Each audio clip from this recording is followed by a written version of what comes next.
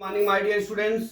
आज मैं आपको क्लास 12 मैथ का lesson 6.3 application of the derivative का क्वेश्चन नंबर 2 एक्सरसाइज का पार्ट 2 लेके आया हूं। क्या दिया है? Find the maximum and minimum values if any of the following function given by gx is equal to minus mod x plus 1 plus 3। ठीक है, अब देख लीजिए डियर, यहाँ पे हमारा फंक्शन पहले आप लिख लीजिए। फंक्शन क्या दिया है डियर? यहाँ पे फंक्शन ने दिया है g x is equal to minus mod x plus क्या दिया है डियर? 1 दिया है। ठीक है, इतना दिया हुआ है। अब यहाँ पे आप देख लीजिए, यहाँ पे क्या है? यहाँ पे माइनस है। क्या है? माइनस है। तो यहाँ पे हम क्या लिखेंगे? देख लीजिए आप, यहाँ पे जो हमारा ये फंक्शन होगा ये लेस देन इक्वल टू 0 होगा, लेस देन इक्वल टू 0 होगा। ठीक है, तो अब हम क्या लिखते हैं यहाँ पे? देखिए g x is equal to क्या हो गया हमारा? Minus x plus 1 x plus 1 mod plus 3 less than is equal to 0।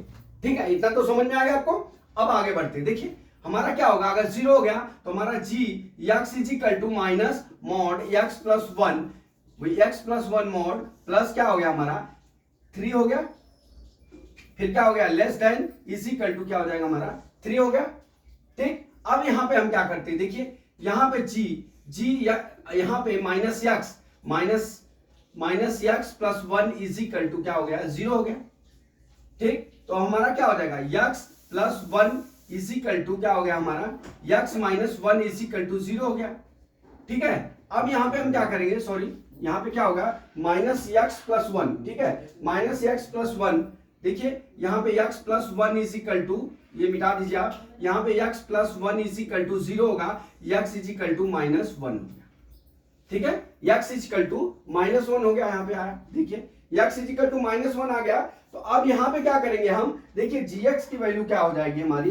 gx की वैल्यू यहाँ पे देखिए gx बराबर क्या हो जाएगा हमारा? यहाँ पे माइनस हो गया, यहाँ पे माइनस प्लस 1 हो गया और प्लस 3 हो गया, greater than less than is equal to 0 हो गया।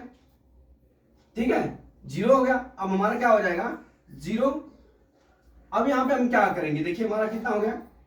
ये 0 हो गया, माइनस 0 की वैल्यू मॉड हो गया और यहाँ प्लस 3 आ गया। हमारा g माइनस 1 की वैल्यू कितनी हो गई? यहाँ पे प्लस 3 आ गई। कितनी वैल्यू आ गई हमारी? प्लस 3 आ गई। ये समझ में आया आपको? ये प्लस 3 आ गई तो यहाँ पे क्या होगा? मैक्सिमम वैल्यू होगी, मैक्सिमम वैल्यू होगी, सॉरी।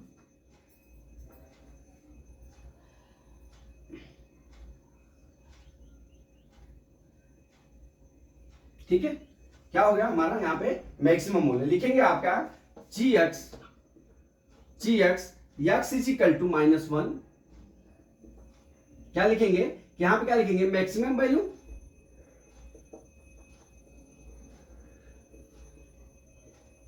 अब क्या लिखेंगे? दूसरा टॉपिक नो मिनिमम वैल्यू, क्योंकि हमारा जो मान रखेंगे हम इंफिनिटी तक हो जाएगा, इसलिए यहाँ पे मैक्सिमम वैल्यू कितना हो गया? माइनस 1 हो गया। और मैक्सिमम वैल्यू कितना हो गया? सॉरी, यहाँ पे कितना आ गया? 3 आ गया।